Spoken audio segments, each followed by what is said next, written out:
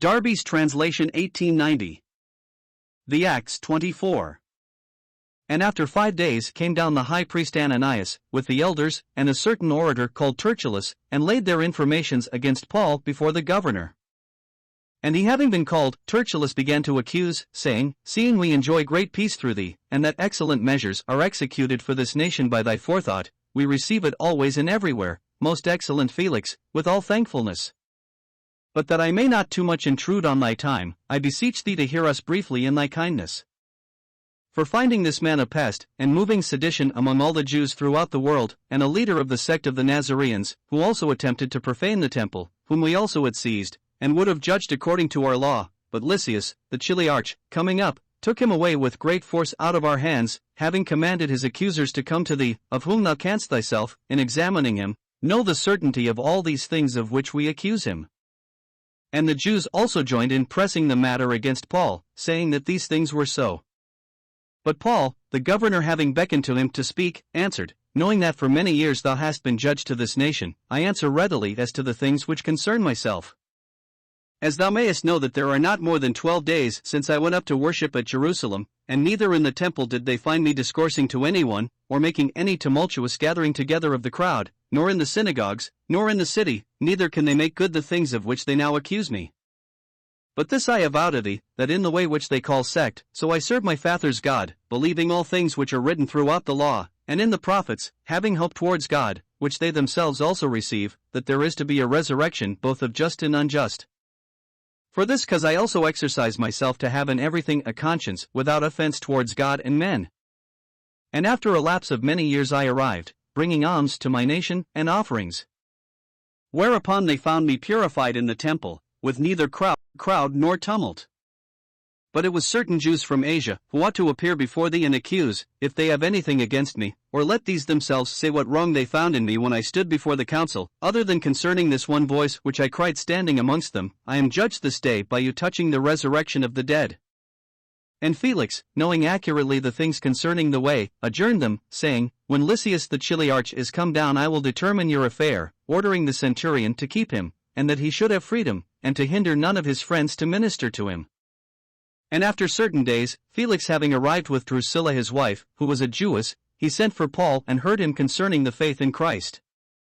And as he reasoned concerning righteousness, and temperance, and the judgment about to come, Felix, being filled with fear, answered, Go for the present, and when I get an opportunity one will send for thee, hoping at the same time that money would be given him by Paul, wherefore also we sent for him the oftener and communed with him. But when 2 years were completed, Felix was relieved by Porcius Festus as his successor, and Felix, desirous to oblige the Jews, to acquire their favor, left Paul bound. Acts 24. By F. B. Hole. The letter written by Claudius Lysias is quite a typical document, in which he presented his own actions in the most favorable light, but on the other hand it entirely exonerated Paul of anything really evil or worthy of death. The only accusations against him were as to questions of their law. Thus it is made clear that the first Roman official into whose hands he fell was quickly convinced that the charges against him were as to his faith, and there was no fault in him as to matters of conduct. God evidently took care that this should be made abundantly plain. Thus it was ordered that the 40 men failed in their purpose in spite of their vow and curse. Paul was safely in the strong hands of Rome, and in due time would be able to state his case in a calmer atmosphere, and bear the name of his master before the Gentiles and kings, as well as the children of Israel, as had been predicted to Ananias. First of all he had to appear before Felix, the governor. The arraignment of Paul before him bears all the marks of bitter animus and prejudice. That not only elders but even Ananias the high priest should have thought it necessary to go down to appear against him, shows the importance they gave to his case. Then they employed an advocate who, to judge by his name, was a Roman and not a Jew. Tertullus, they doubtless felt, would know better than themselves what would appeal to the Roman mind, and so be more likely to secure a conviction. Tertullus did know, and began with fulsome flattery, for the account given of Felix's administration in secular history is in flat denial of what he stated. This he followed by a fourfold charge against Paul. All 4 charges were vague, particularly the first, that he was a pest, and the second that he was a mover of sedition. Vague charges were preferred, for he knew they could not be easily disproved as plain definite charges often can be.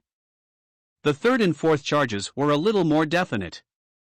The fourth, as to profaning the temple, was false, as the previous chapter showed. The third was the only one with some semblance of truth. He had proved himself a leader amongst the Christians, who were known by the Jews as the sect of the Nazarenes. They were indeed followers of the despised Nazarene, but they were emphatically not just a new sect amongst the Jews.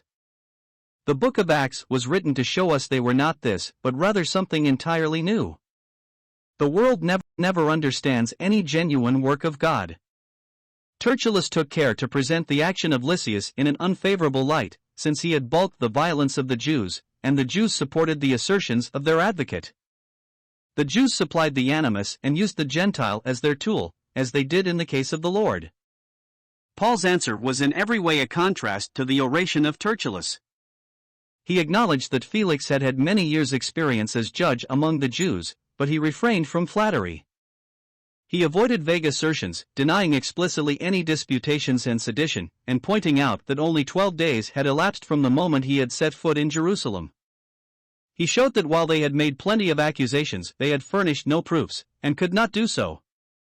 Then, by making a plain and simple confession of what had characterized him, and what lay really at the bottom of their hostility, he threw into relief that which lay at the foundation of the gospel that he preached.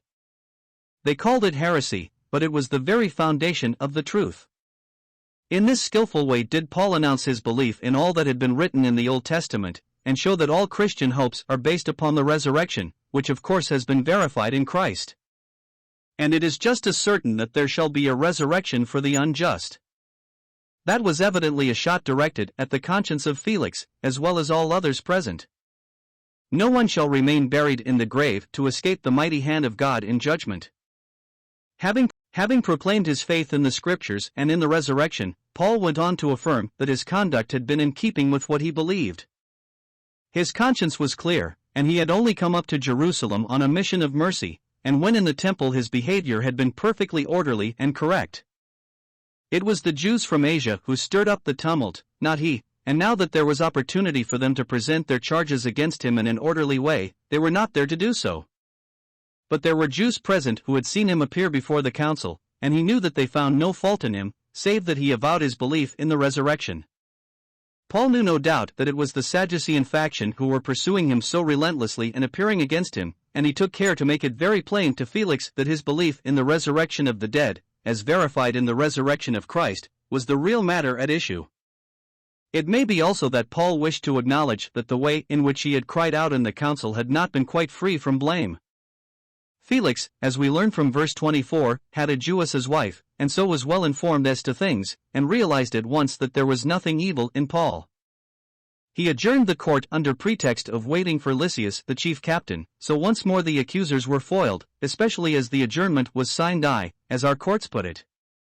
Meanwhile Paul was given an extraordinary measure of liberty, in which again we may see the overruling hand of God. There is no record of Lysias coming down, but we are told how Felix, with Drusilla his wife, sent for Paul and gave him a private audience while he testified of the faith in Christ. This was a great opportunity, and Paul evidently knew the weak and crooked character of the governor, and so he emphasized righteousness, temperance, and judgment to come. We may take righteousness as summing up the gospel message, as Romans 1 verses 16 to 17 shows so clearly. Temperance or self-restraint is the result of the gospel in the life of the one who receives it, and judgment to come is what awaits those who refuse it. So though the summary given of Paul's address is exceedingly brief, we can see that the 3 words are such as cover the salient facts of the gospel. There was great power with the message and Felix trembled, yet he deferred the matter to that convenient season, which so often never comes. It was so in this case. Though 2 years passed before Felix was superseded by Festus, and during that time there were a number of interviews, nothing came of them, and Felix left Paul bound in the effort to curry favor with the Jews. The real canker at the heart of Felix was the love of money. His case strikingly illustrates how there may be a powerful working of the Spirit through the gospel from without upon a man, but how any working upon heart and conscience within may be smothered by some active lust, such as the love of money. True conversion takes place when the Spirit's work from without is supplemented and answered by the Spirit's work within.